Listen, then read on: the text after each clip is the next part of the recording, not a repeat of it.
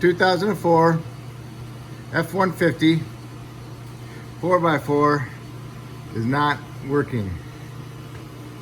You take it for a ride, you put it in 4-wheel drive, the lights light up on the dash, and you turn the wheels, and you do a small circle or you take a corner, you don't feel it locking up. So it's definitely not in 4-wheel drive. So next you want to do is raise it up and see if your drive shafts are locked up. The front drive shaft is locked up. You know, it doesn't want to turn. That's because it's engaged inside the transfer case. You know? Even though it's in park, I should be able to move it a little bit. All right. So this front drive shaft's locked up. It doesn't freewheel. So that means it's locked in the transfer case. So now you need to go to your tires. See if you can turn your tires. Okay, I'm turning my tire on the driver's passenger side, and the half shaft is turning. And you hear it moving the drive shaft. So that one's locked in. Okay. Now you go to the driver's side tire, do the same thing. It's not locked in. All right. On Ford, they have a vacuum line going to the inside the hub. Right there. If you lose that vacuum line, or there's no vacuum to it, then your hub will be locked in.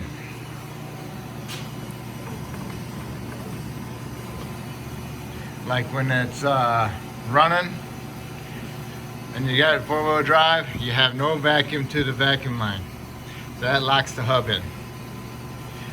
When you do not have it in 4-wheel drive, there's a solenoid up on the fender well that gets turned on and applies vacuum to the hub, and that releases your hub. So basically, the driver's side hub actuator is stuck in the released position, like it's got constant vacuum to it. And another thing you can tell sometimes when they're bad is when you can turn the wheel and you hear that clicking noise. I tell you, it's not working either. So, no vacuum to the hub, actuates and locks it in. You apply vacuum to the hub, it releases the actuator. No vacuum, 4-wheel drive. Vacuum, no 4-wheel drive. Okay? So we're going to replace our actuator, our hub bearing, and our drive axle. The drive axle, the boot is ripped, lost all of its grease, and we have to take the hub bearing off to get to the actuator anyway. Okay, we're over here on the driver's side. I'm going to replace the hub, the actuator, and the half shaft. It's going to be just like doing brakes. You got to remove the caliper, and then you're going to remove your caliper bracket. To remove the caliper, you got two 13mm bolts. Those are the caliper bolts. They go into the slides. Remove those, there's two of them. Caliper bracket bolts are 18mm. Get your caliper bracket off. Make sure your slide pins are free. Make sure your pads move around inside there. Make sure they're not frozen in there. If you need brakes, the pad material shouldn't be close to the thickness of the backing plate of the pad. If they're that close to the same thickness, then you need brakes. Next, you want to remove your rotor. This rotor is loose. If yours is not loose, put some pen train around it Let it sit for a little bit and then hit it with a hammer right here. Like a 32-ounce mini sledge would be good. If you're reusing the rotor, try not to hit the rotor surface. All right, what you wanna do next is you wanna unplug your ABS wire. Goes along the brake line and goes up into the fender. Skirt up in here, undo it and unplug it. Spray everything down with some penetrant. Spray your bolts down for your half shaft. Spray your bolts down for your hub bearing, inside and outside. I'm gonna take off my tie rod end nut also. Spray that down. Let everything soak. I wanted to take off my tie rod end. It's a 21mm nut, but he's got some extra long struts, so I couldn't push the tie rod down far enough to get it out of the knuckle. So I undone the upper ball joint. That was a 21mm also. So I got that loose, took it out of there. If it's, you gotta break the taper, you have to hit the knuckle with your hammer. Same thing with your tie rod end. You wanna hit the knuckle with your hammer and hit it really hard a couple times, and then you can hit the top and break the taper loose. Now you can swing the knuckle all the way off to the side, and you can pull your tie rod end out. Here's the vacuum line that I was talking about that goes into the knuckle. Goes into the actuator. So now here's the bolts we need to get to. But first we're going to remove the little cap off the outside. Get a little screwdriver, pry it off of there. And then there's a 13mm nut in there. Remove that 13mm nut. And then you can tap your half shaft out and have it loose a little bit. Get the 13mm nut off, and then you can tap the end of it a little bit with your hammer just to get this loose. And now you can pry this whole thing up and out. And there it is. That's what it looks like. Okay. And your actuator's right here. So you can unbolt that from this side, and you can unbolt the hub from right here. It just might be easier just to take the whole knuckle off. Get it out of the way. But who knows? You can replace everything just the way it is now.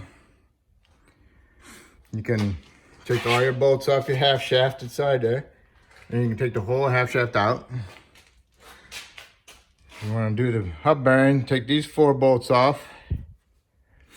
4, 2 on each side. You have to bang the hub bearing out of there. We want to remove the actuator. It's got 4 8mm bolts holding it in. There's 2 on each side. And you just tap that and it'll come off of there. But I'm going to take the whole knuckle off and everything and put it on the bench so you can get a better look at it. So here we are. So I'm going to remove all my bolts. These are probably 18s and these are 8mm. All right.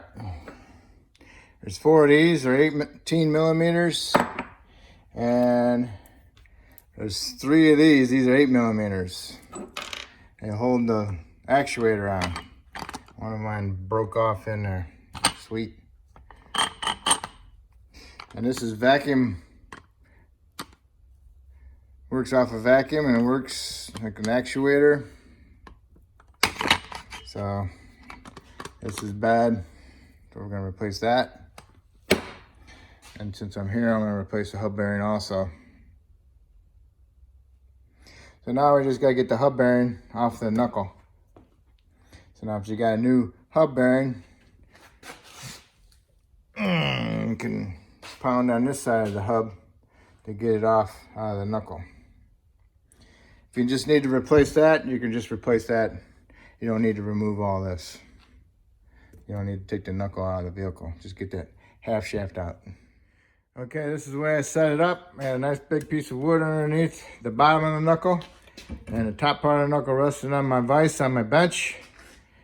Hit the inside the hub, one smack, and this came out. Now you need to clean up the hub surface, get all the rust off it, clean it up. Clean off inside here where the actuator goes. Clean it all up.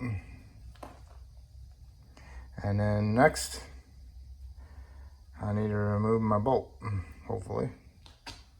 All right, I got it drilled out. Looks pretty good.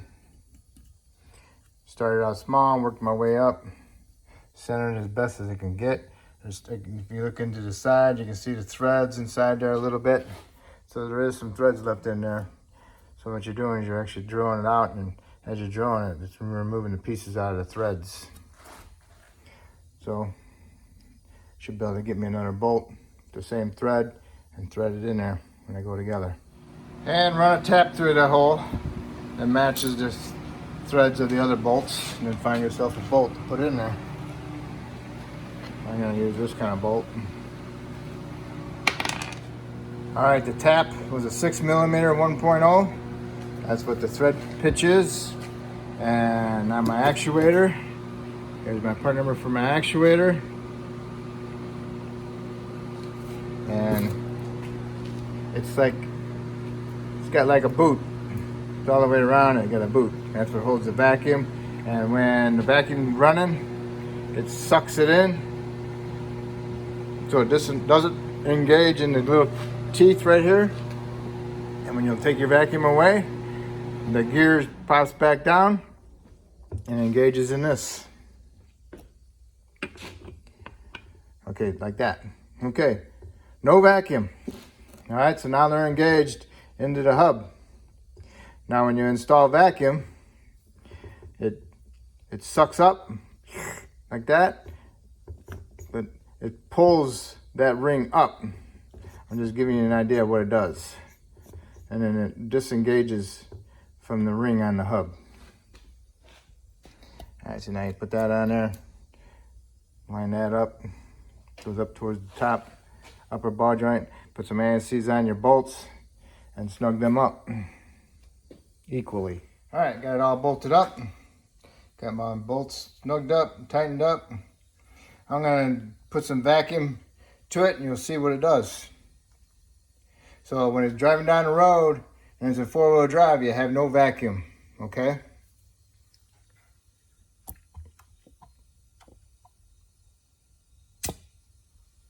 Okay, you see how that moved? I'll suck it up.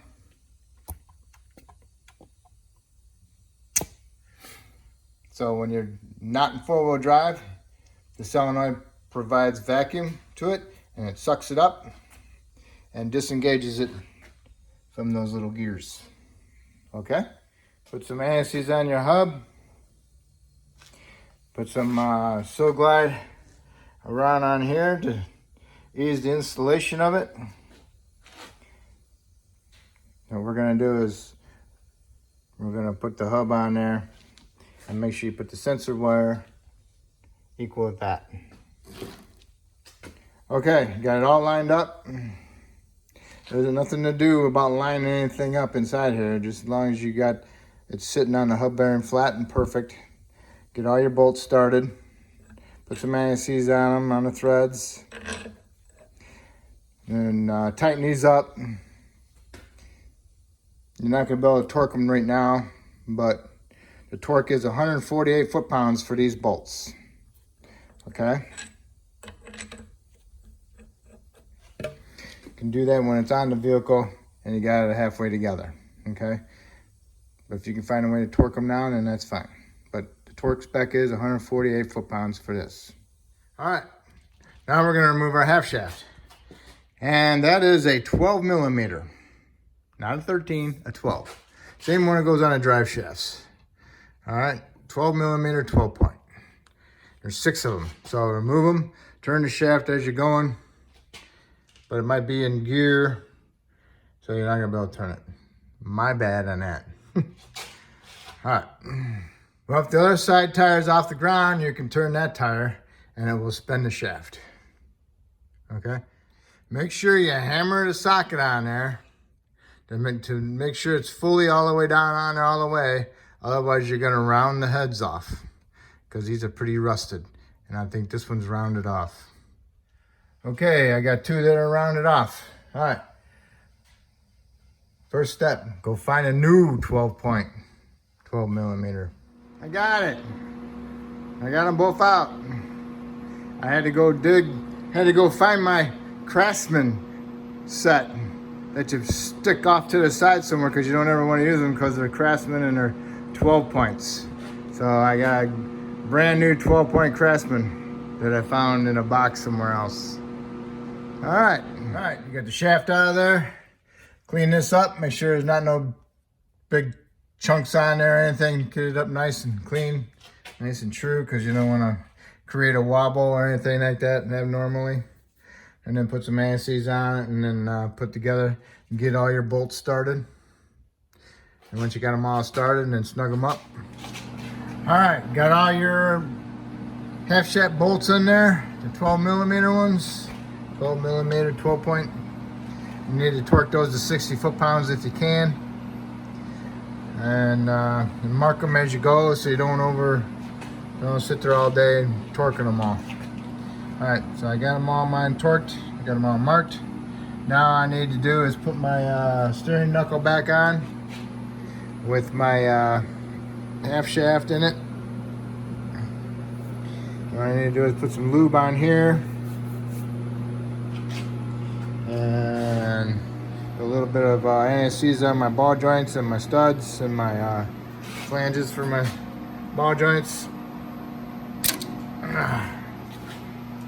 And get everything back together.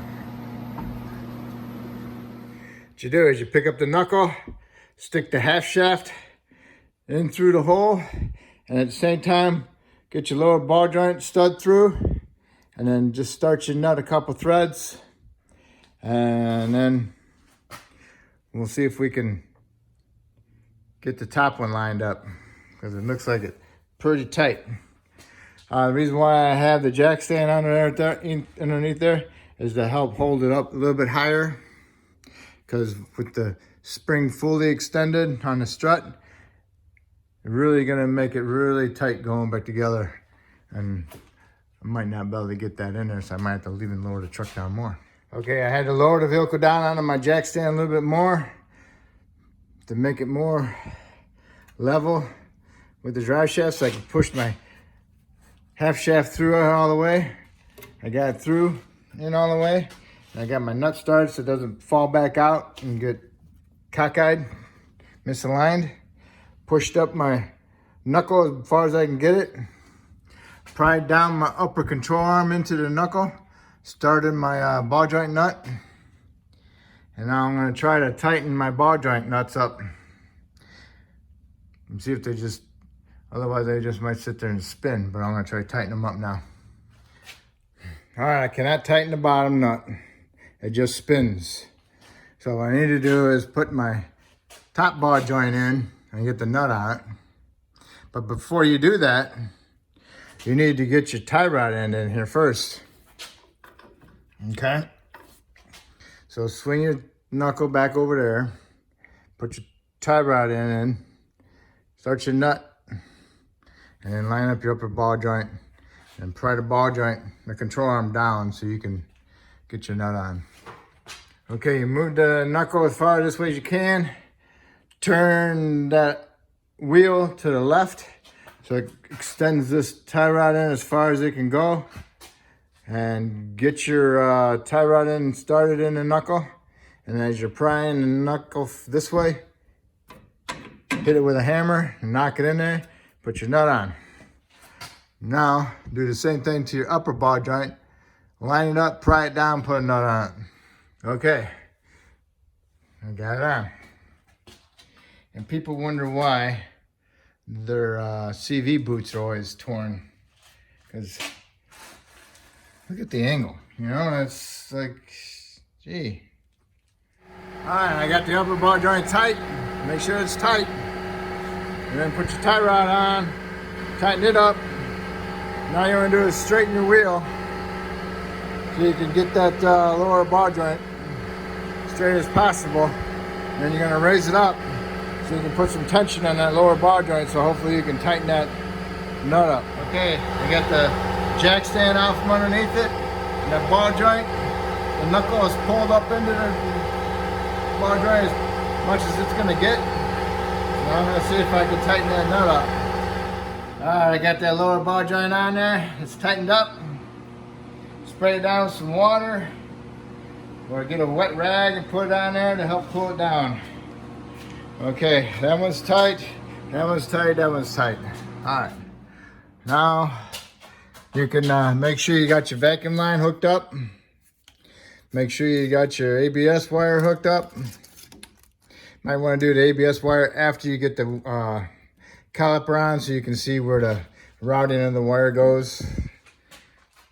So now what we gotta do is put the vacuum line on, put our rotor on, brake caliper, bracket, and then brake caliper.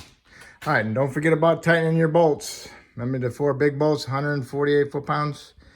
Make sure you torque them down if you need to. And clean up your rotor inside the hub and put some anti-seize on it. And then make sure your calipers, the pads move freely and the slides move freely. Make sure they're not locked up. All right, got your rotor on there, anti-seize behind it. Put a pair of vice grips on here to help hold my rotor flat. Put my caliper bracket on, torqued my 2 bolts to 148 foot-pounds. Make sure your pads are in here and are pushed up against the rotor. And then you can put your caliper on, put your 2 caliper slider bolts in, and tighten them up to 35 foot-pounds. Don't forget about your pad springs, okay? Make sure the flats line up with the flats on the caliper. You know, the flats on the slide pins, it's flat there and it's flat on the bottom. Make sure it's that way on both end, top and bottom. Otherwise, if you get them in there cockeyed, then they're not gonna sit flat. And you'll have a hard time get the bolt started. Okay, oh, they're torqued 35 foot-pounds. Got your vacuum line hooked up. Now all you need to do is route your ABS wire where it goes into your little things along your brake line and up along the top, and it goes into the fender skirt. All right, ABS tightened, hooked up, upper and lower ball joint tight, tie rod end tight, caliper bracket bolts tight, caliper tight, the springs are in there. Now you need to do is tighten your axle nut. That's 20 foot-pounds in the center. Don't forget about the ones on the and behind here. I told you to tighten them to 148. And that's it. Now you need to do is put your little cap back on, and then put your wheels on and tighten it up. And wheel lug nut torque is 140 foot-pounds. And make sure you pump your pedal when you get back on the ground. Make sure you got a good brake pedal. And take it for a ride. See if your 4-wheel drive works. Remember, if it's dry out, just put it in drive and lock it in and take a corner and see if you can feel it scrubbing. All right, if everything works out, that's great. All right, if I helped you out with this video, that's awesome. If you could help me out, that'd be great. You can subscribe to me. If you already have, I really appreciate it. And thank you.